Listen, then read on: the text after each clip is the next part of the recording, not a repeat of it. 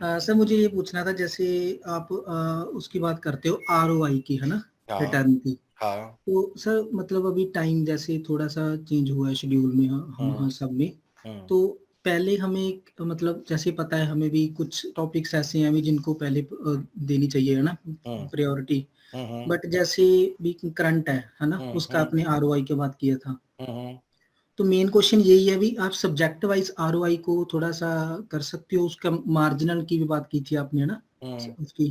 तो हम्म। उसको एक अच्छे तरीके से सबको पता चल जाता भी, हाँ भी हम्म। पहले कौन सा सब्जेक्ट करना है ना। हम्म। और उसको मतलब किससे ज्यादा, जिससे हमारी वेटेज ज्यादा है जिसको, है ना, हम्म। थोड़ा सा उसकी आरओआई बना सकते हो, जैसे आपका ये हम्म। हो सकता है कुछ।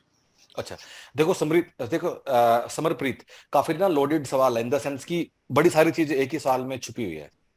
तो ना हम्म, मैं मोटा मोटा सेंस बता देता हूँ क्या है उस आरओआई वाली बात का। हम्म, कि आरओआई बात का ये है कि अब हमारा उद्देश्य है कि हमें नंबर इकट्ठे करने हैं, न कि हमें ज्ञानी बनना है। ठीक है। हम्म, हम्म, दूसरा बात ये है इसमें कि हम सब ना एक अलग अलग लेवल ऑफ प्रिपरेशन पे हैं। ठीक है। हम्म, सो अब ना हमें अपने अपने एरियाज ढूंढने होंगे और जो सबके लिए डिफर करते हैं। ठीक है। अगर कोई यूपीएससी का तैयारी कर रहा है तो उसने शायद लक्ष्मीकांत अच्छे से पढ़ लिया है, इकोनॉमी अच्छे हम्म, से हो गया, हिस्ट्री अच्छे से हो गया, तो उसका वो है। कुछ लोग ऐसे हैं जो एचआर लेबर लॉज वाले हैं जिन्होंने वो कर लिया, उनका वो स्ट्रांग है। कुछ ऐसे लोग हैं जो अच्छा एप्टीट्यूड का पढ़ाई किए हैं, एमबीए में कैट वेट निकाले हैं, तो हम्म, एप्टीट्यूड का वो लोग अच्छा कर लेंगे। तो अब अपने जो तुम्हारा सिलेबस है ना, तो बजाय कि हम सिलेबस का एक एक करके सारे हम लोग कीवर्ड कर डालें, अपने सिलेबस को ना ऐसे छोटे छोटे 16-17 कीवर्ड में डिवाइड कर लो। जैसे एपीएफसी में 17 कीवर्ड हैं और ईओ में 12-13 कीवर्ड है, जैसे मैंने यहां कर दिया। ठीक है। अब आपको ना फिर टॉपिक वाइज देखना होगा कि मैं उसमें कहां स्टैंड करता हूं और किस टॉपिक को कितना पढ़ के मैं कितना अचीव कर पाऊंगा। अच्छा, उदाहरण के लिए मैं आपको बता भी देता हूं, ऐसी बात नहीं। अगर मेरा अंग्रेजी अच्छा नहीं है फॉर एग्जाम्पल, ठीक है, हम्म, तो अंग्रेजी में दो तीन तरह के सवाल है, जैसे ग्रामेटिकल है, कुछ कुछ हम्म, ईडियम एंड फ्रेजेस है, फिर ग्रामेटिकल के जो फिल इन द ब्लैंक से कुछ कुछ है, प्रीपोजिशन कुछ कुछ है, फिर वोकैब बेस सवाल है। अब अगर हमारे पास 3 महीने का समय है, अब हम अपनी वोकैब नहीं बना सकते। सो हम्म, आरओआई का मतलब है, अगर मैं अब वोकैब तैयार करने बैठूंगा, ठीक है, हम्म, जिसमें वोकैब के शायद 5-6 सवाल आएंगे एंटोनिम सिनोनिम के, और मेरी अच्छी नहीं है, तो अब मैं वोकैब नहीं कर पाऊंगा। वोकैब से मैं आरओआई वो नहीं निकाल पाऊंगा।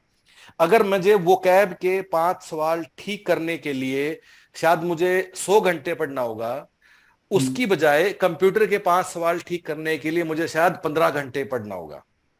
ठीक है। हाँ जी, सो ये बिल्कुल। मतलब है आरओआई का, कि तुम्हें टॉपिक वाइज देखना होगा। हाँ सेकंड जी, बात, कि तुम्हें अपने कंफर्टेबल एरिया देखने होंगे। ठीक है। प्लीज अंडरस्टैंड कि हर आदमी इसलिए हमसे काफी लोग बोलते हैं कि हमारा टाइम टेबल बना दो। हम कैसे आपका हम्म, टाइम टेबल बना सकते हैं? जैसे अगर मैं आज के दिन इस चीज का, अगर मैं आज के दिन विद्यार्थी होता इस चीज का, तो मैं कभी एप्टीट्यूड खोल के भी नहीं देखता उस किताब को, और मैं अगले दिन बिल्कुल। पेपर देना चलाता और 15 में से मैं 14 सवाल ठीक कर देता, मैं अपने आप को जानता हूं। ठीक है। ठीक इस तरह बाकी सभी लोगों का एक अलग अलग लेवल लोग कहीं कहीं स्टैंड करते हैं उसमें, क्योंकि बिल्कुल। At the end of the day जो डिफिकल्टी लेवल है ना, 17-18 हम्म, कीवर्ड है, डिफिकल्टी लेवल इतना नहीं है। It's about covering lot of things rather than going deep into things. ठीक है। हाँ जी, तो आपके सवाल को मैं समराइज करता हूं। सिलेबस के 17 कीवर्ड हैं, एक एक हम्म, कीवर्ड को मैं देखता हूं कि उस कीवर्ड में मैं कहां स्टैंड करता हूं, और फिर मैं उसका प्लान बनाता हूं कि उस कीवर्ड को करने के लिए मुझे क्या करना है। फॉर एग्जाम्पल, अगर मुझे फॉर एग्जाम्पल हो सकता है कि कुछ लोगों को अब कौन सा एग्जाम्पल दूं मैं, ठीक है, ओके, कुछ लोगों को हिस्ट्री पढ़ने के लिए टीचर का जरूरत नहीं है, हम्म, तो हिस्ट्री के लिए कोचिंग के पीछे मत भागो। इवन इफ हमारे साथ आप कोचिंग में ज्वाइंट भी हो, शायद आप हो भी, तो हिस्ट्री क्लास मत लगाओ। ठीक है। इवन इफ आपने हमें उसका पैसा दे दिया, आप एनरोल्ड हो, अब देखो कि कौन सी चीज मैं सिर्फ किताब से कर सकता हूं, कौन सी चीज के लिए मैं किताब और वीडियो दोनों पे जाऊं। अब जैसे हम्म, किसी को अकाउंटिंग समझ में नहीं आता, उसे वीडियो देखना ही पड़ेगा। मैथ्स के सवाल लगाने हैं तो उसको वीडियो देखना पड़ेगा, उसके भी अंदर चले जाओ ना। जैसे मैथ्स की बात करता हूं मैं, हम्म, अगर टाइम स्पीड एंड डिस्टेंस का सवाल है, नंबर सिस्टम है, ठीक है टीचर चाहिए हमें, उसके बिना समझ में नहीं आएगा, लेकिन क्या आपको relationship, directions, ages, coding decoding, number series, letter series, इनके लिए क्यों टीचर चाहिए आपको? उसको देख के बस आगे अब मास्टरी नहीं करना है। सो ये मतलब आरओआई का कि हम जो एक एक घंटा लगाए ना उससे हमें कुछ निकल के आए, बस यही मतलब है उसका। बट अगेन मैंने इसलिए कहा कि काफी लोडेड सवाल है कि एक ना ये हर आदमी का अपना प्लान बनेगा वो टॉपिक वाइज। हाँ जी। उस प्लान में शायद ये भी होगा कि मैं इस टॉपिक की ये चीजें मुझे नहीं समझ में आ रहा है, मैं छोड़ छोड़ देता हूं।